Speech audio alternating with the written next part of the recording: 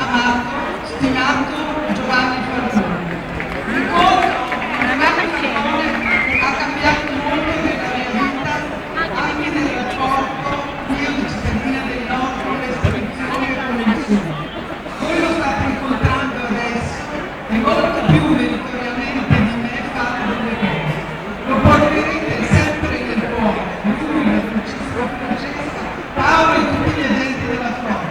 Mi raccomando, le loro idee camminano con voi. Forza ragazzi di Calabrano!